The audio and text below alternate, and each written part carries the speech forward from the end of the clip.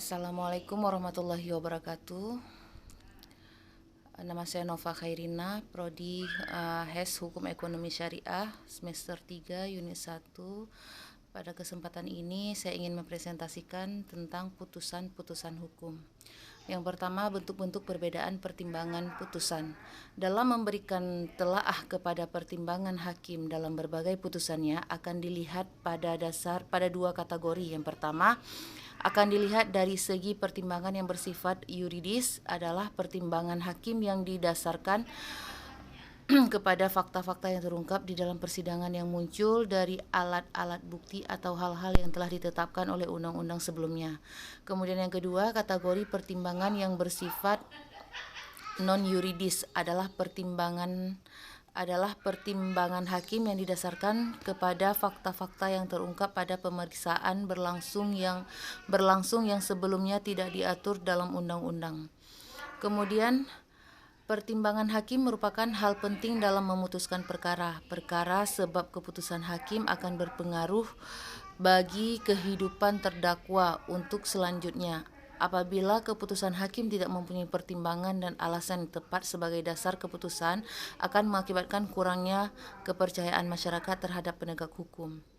Hukuman yang dijatuhkan oleh hakim harus mempunyai sebab atau alasan putusan yang dijatuhkan. Sebab atau alasan tersebut akan menjadi suatu alat untuk meneliti bagi masyarakat maupun hakim.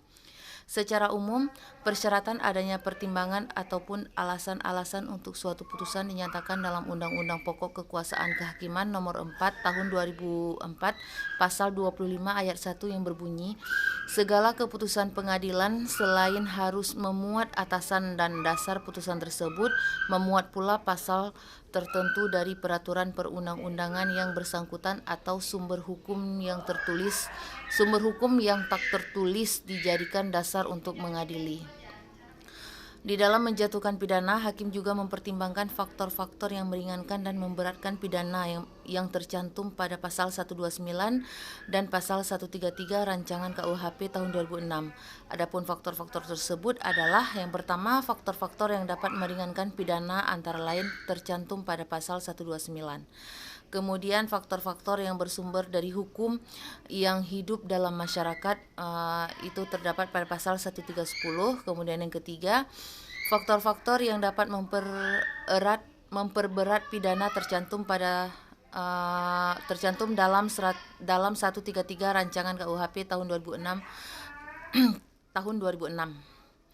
Kemudian putusan nomor perkara nomor 14 PID Sus Anak 2019 PN PWT dengan perkara putusan nomor 8 PID Sus Anak PN PWT. Duduk perkaranya di sini adalah perkara pada putusan tersebut pada hari Kamis tanggal 8 Agustus 2019 sekiranya pada pukul 21 WIB di warung wilayah Rempoah, Kecamatan Baturaden, Kabupaten Banyuwangi. Terdakwa Mukti Susanto alias Mukti yang berusia 16 tahun sedang melakukan penarikan uang pembelian nomor togel yang kemudian uangnya diserahkan kepada saksi catur. Mukti melakukan penarikan uang pembelian nomor togel dengan cara saksi catur memberikan daftar nama pembeli yang akan ditagih. Kemudian Mukti menagih kepada pembeli sesuai dengan daftar tersebut. Cara permainan perjudian togel yaitu pemasangan membelikan nomor dengan 2 angka, 3 angka atau 4 angka dengan uang taruhan minimal 1 juta. Jika nomor yang dipasang cocok dengan nomor yang keluar, maka pemasang tersebut menang dan berhak mendapatkan hadiah berupa uang sejumlah 2 angka akan mendapatkan 60.000. Dan jika 3 angka akan mendapatkan 350.000. Kemudian pertimbangan aspek yuridis dalam putusan ini adalah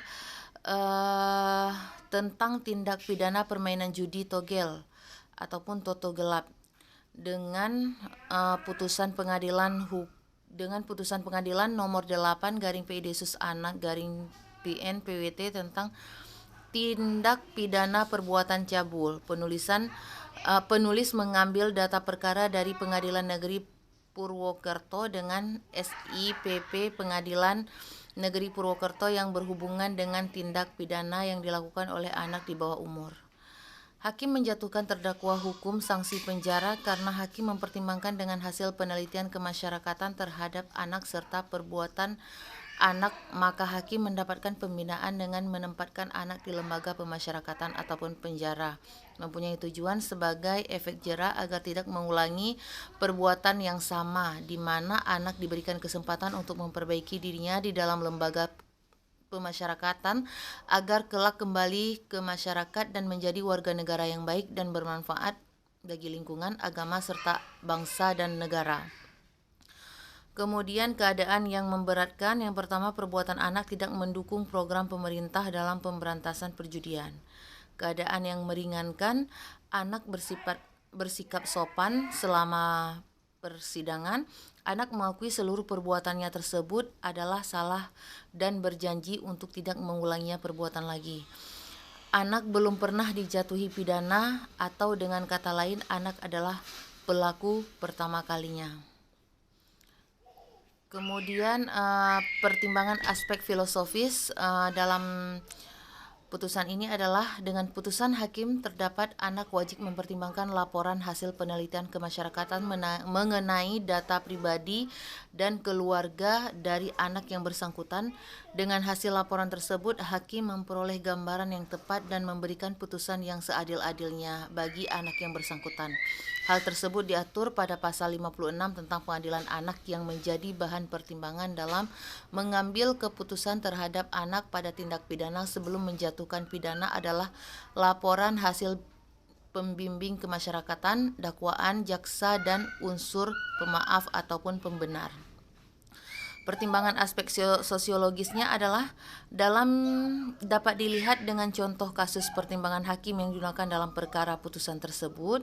Hakim dapat memutuskan perkara terhadap anak yang terkena pidana melakukan perjudian togel dan perbuatan melakukan pencabulan, di mana hakim mempertimbangkan pendapat dari Balai Pemasyarakatan, saksi, dan korban. Dengan demikian, pelaku tindak pidana merupakan anak di bawah umur sehingga diberi sanksi setengah dari sanksi yang diberikan kepada orang dewasa, dan anak diberikan sanksi tindak pidana penjara agar si anak bisa memberlangsungkan hidup dan bisa melanjutkan sekolahnya.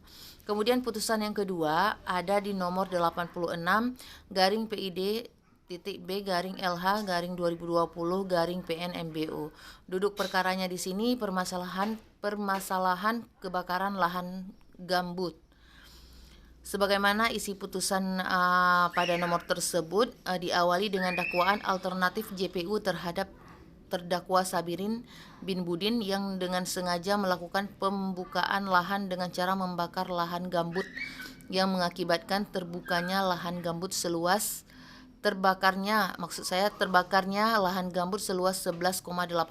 hektar sehingga dituntut dengan delik pasal 108 JO pasal 69 ayat 1 huruf H Undang-Undang RI nomor 32 tahun 2009 tentang perlindungan dan pengelolaan lingkungan hidup, dan terdakwa dengan kesalahan ataupun kealpaan tidak memberi sekat sebelum membakar lahan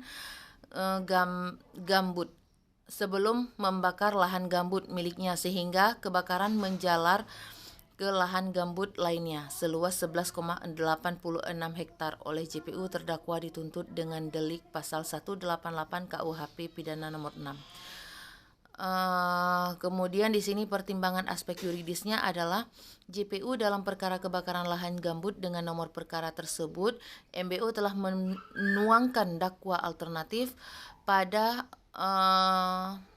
fundamentum petindinya sehingga melahirkan petitum di dalam dakwaan guna pertimbangan agar diputuskan oleh hakim demi terciptanya keadilan berdasarkan ketuhanan yang Maha Esa.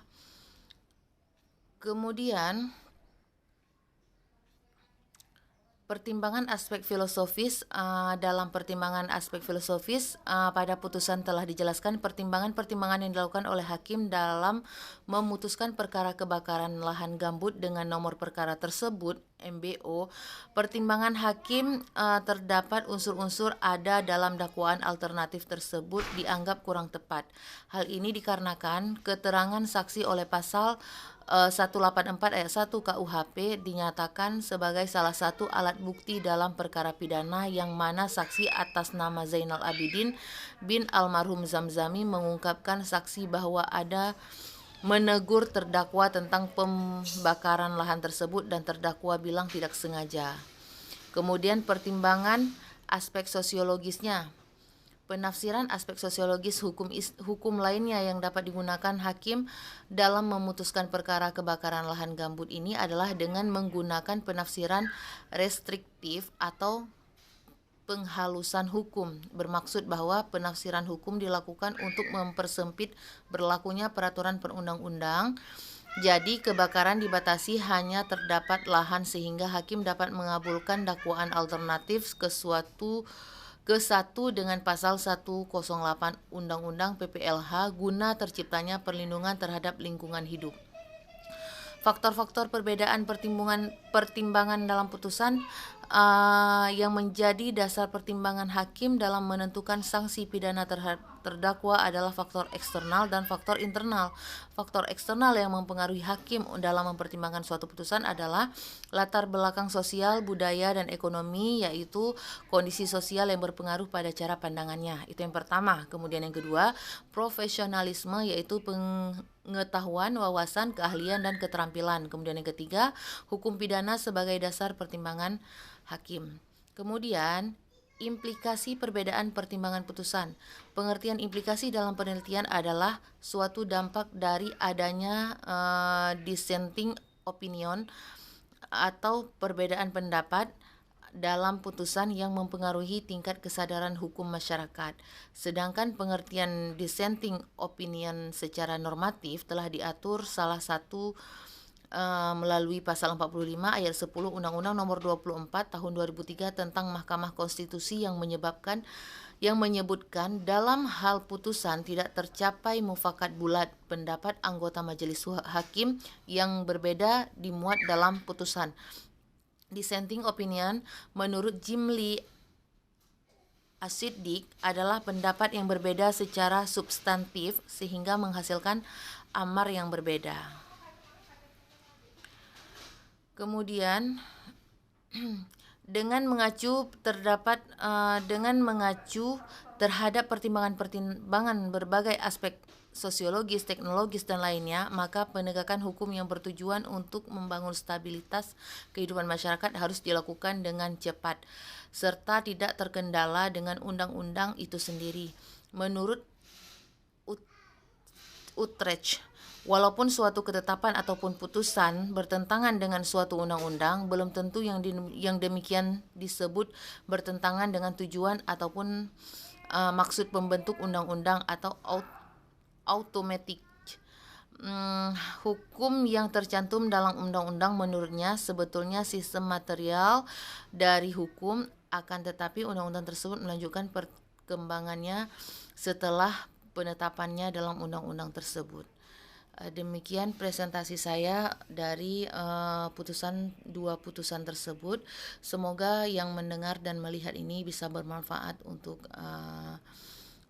mereka-mereka yang mendengar. Terima kasih.